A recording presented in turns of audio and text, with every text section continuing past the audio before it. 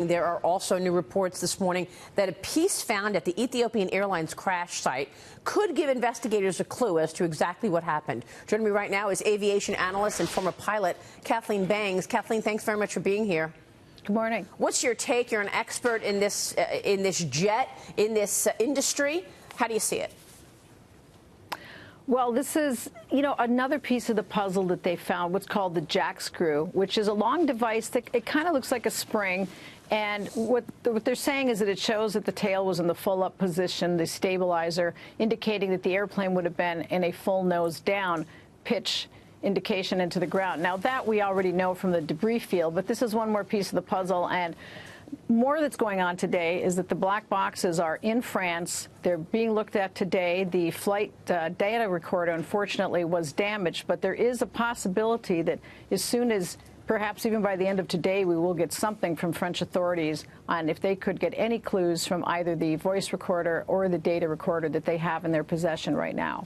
I just want to point out there's this fascinating story, and I'll tweet it, that's in the Wall Street Journal about this newcomer in kind of tracking aircraft activity and movements. It's this aerospace company. Right, exactly. And it was their data. It basically can show the speed, heading, and altitude of aircraft that are taking off.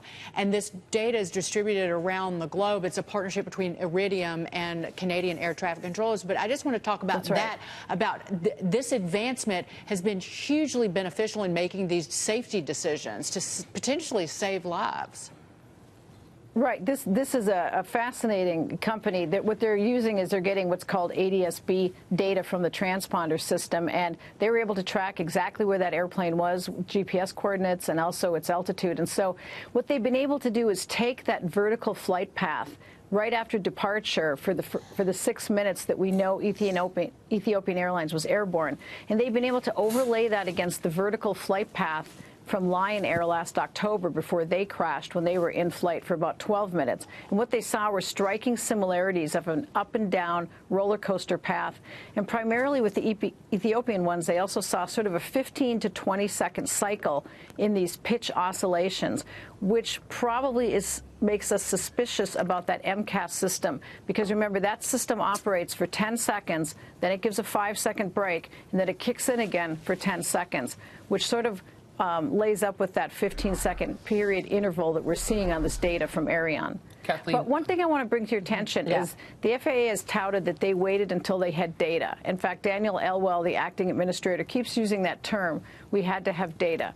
But many of us in the industry saw as early as last Sunday afternoon, just hours after the crash, that there was data out from a company called FlightAware, showing the same thing basically that Ariane's showing, that this airplane had really, really fast speed. I mean, hitting the ground at a super high speed impact. It showed that the airplane had vertical oscillations and altitude changes. So it's a little disingenuous, or at least I have to ask that question. Has the administrator been a little disingenuous when many in the industry, including former FAA inspectors, were saying as early as Monday that they could already see from the flight path that the aircraft had problems, probably related to a mechanical system? Wow. Kathleen, we're heading into spring break. What is this going to do to air travel in the United States? This is the 737 MAX. Does this affect other 737s? Or, in fact, now with sites like Kayak allowing people to search by aircraft, are we going to now have people not be willing to fly all 737s? What's going on at the airports?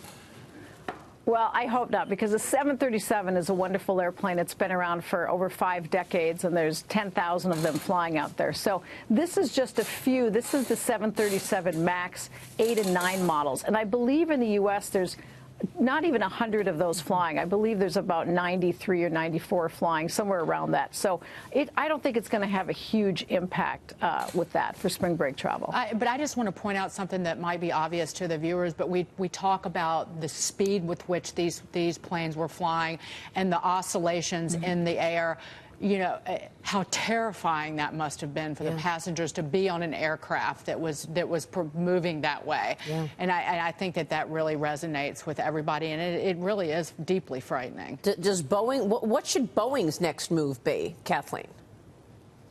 Well, what they're saying is that they're going to have a software patch and possibly more sensors, because right now what we're getting reportedly is that they were only getting angle of attack indication from one sensor, which means they weren't using any systems redundancy. And what makes modern aviation so safe nowadays, and the reason that we haven't had a fatal crash in almost a decade of a U.S. airliner, is the systems redundancy.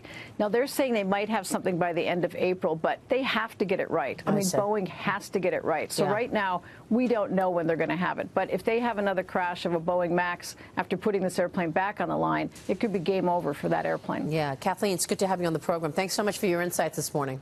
Thank you. Kathleen Bangs joining us there.